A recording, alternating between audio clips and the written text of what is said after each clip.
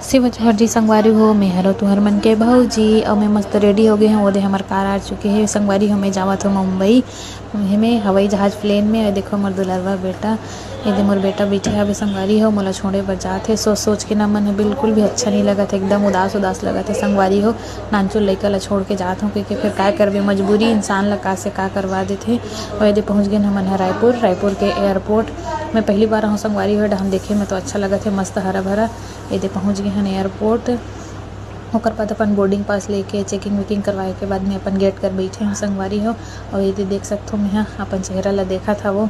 और बाकी सब देख लो सब बैठे अभी अपन जहाज़ के इंतज़ार में। यदि जावत है सब कोई मैं भी चल दे हूँ सबके पीछे पीछे अपन देख सकते हो संगवारी हो। मैं भी चल दे हूँ बाकी सब ले देख के ओकर मन के पीछे पीछे अपन प्लेन में। ये देखो मैं बैठ चुके हूँ अपन सीट में। विंडो सीट मिला रहतीस ना मोला यही सोचा था मैं कितना अच्छा हो रहतीस। अगर पहली बार प्लेन में जब विंडो सीट मिल जाते ना तो वह क्या बात है। यदि संगवारी हो पीछू डहन एक जन देख लो हवाई सुंदरी खड़े हवे अपन मोहल कैसे लुकावत हवे।